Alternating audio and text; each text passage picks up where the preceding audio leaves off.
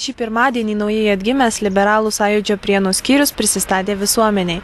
Nuo šiol skyriui vadovaus buvęs Prienų meras Antanas Gustaitis, o pirmininko pavaduotoju išrinktas Gintautas Siaurusevičius.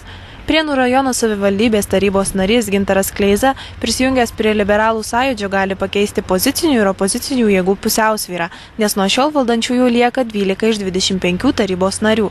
Skyriaus pirmininkas paminėjo, kad prie opozicijos prisijungti nesiruošia, o tai reiškia, kad Liberalų sąjūdis tikisi Prienuose gauti įtakingus vieną arba kelis postus. Įdomu, ar bus nauja postų dalyba Prienų savivaldybėje atsiradus naujai politiniai jėgai. Labą dieną, gerbiami žurnalistai. Šių metų gegužės mėnesio 21 dieną įvyko Lietuvos Liberalų sąjūdžio steigiamasis susirinkimas. Šis susirinkimas buvo Lietuvos Liberalų sąjūdžio Prienų skyriaus. Susirinkimo metu buvo apsvarstyti sekantys klausimai. Tai priimtas nutarimas dėl skyriaus steigimo, buvo priimti skyriaus nuostatai, išrinktas skyriaus pirmininkas, skyriaus pirmininko pavaduotojas išrinktas, sekretorius išrinktas, kontrolierius išrinkta, skyriaus taryba. Šiuo metu taryboje yra 10 narių, 11 papildysim sekančiam susirinkime. Taip pat išrinkta partijos taryba,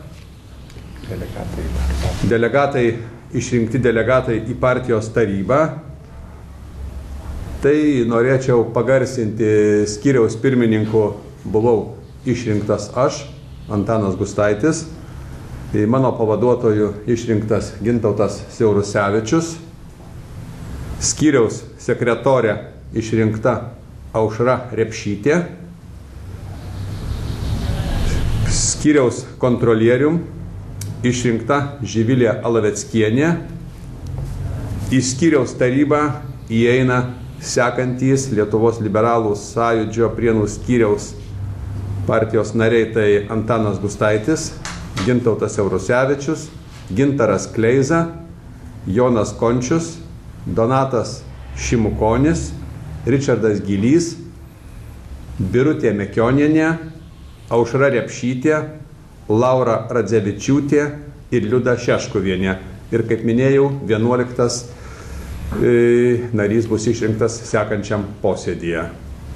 Į opoziciją eiti mes nesiruošiame. Būsime arba pozicijoje, arba neutralūs 3 tarybos nariai.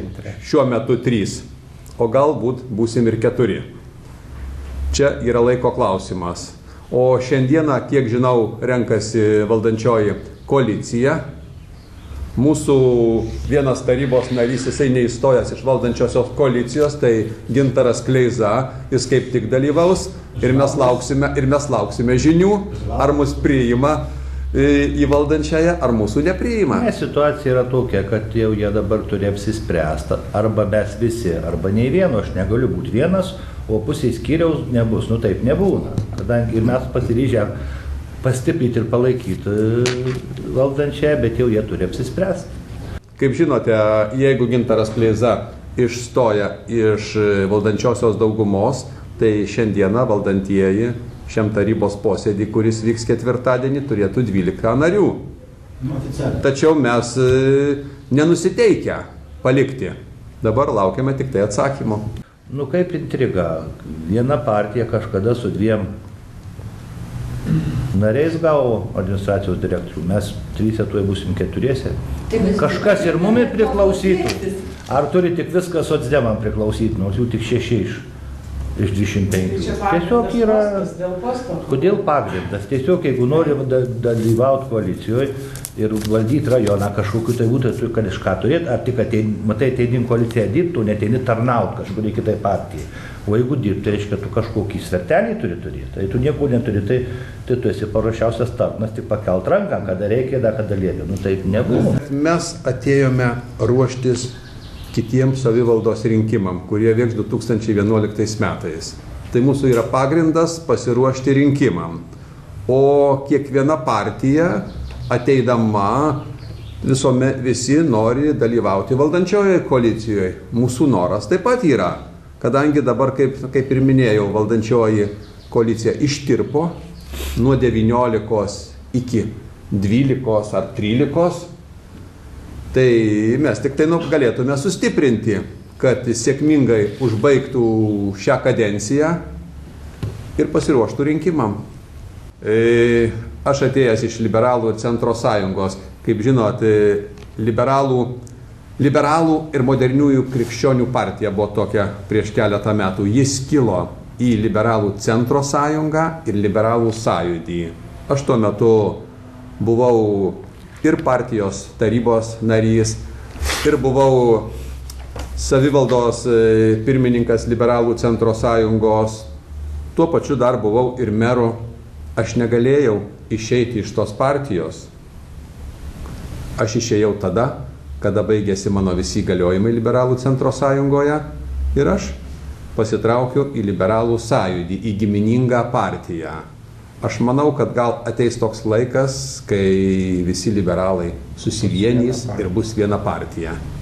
Kas įtakojo Liberalų sąjūdžio Prienų skyriaus tokį greitą administracijos pasikeitimą ir kodėl taip trumpai dirbo Rasa Jucevičienė? Šiaip galėtų tą klausimą Rasa Jucevičienė atsakyti. Galbūt pajauti, kad ateina žmonių ir nemažai, galbūt neliks pirmininkė, o tai buvo labai jau baisu. Jei ne pirmininkė, tai blogai. Tai aš taip manau. Niekas jų nevėjo, niekas nebūtų. Tiesiog arba, galbūt įsivaizdavo, kad Liberalų sąjūdžio skyrius, tai yra jos nuosavybė asmeninė. Praktikus turi partija, ne pirma, ne antra, ne trečia. Tiesiog čia aš negaliu atsakyti, kodėl tokia panika ir įsivedė ten visus žmonės ir, reiškia, tie žmonės nebuvo Liberalų sąjūdžio nariai, jie buvo Rasos Jucevičienės draugai, pažįstami kitų. Jie, reiškia, nebuvo Liberalų sąjūdžio, tiesiog buvo grupė, klanas, kaip nori pavadyti. Niekas jų nevėjo. Bet jei kitą dieną išeina 28 žmonės ir kitą dieną įregistruoja skyrių tie patys žmonės, aišku, ne visi ten nuvėjo, bet įregistruoja krikščionių, tai truputį daug ką sako.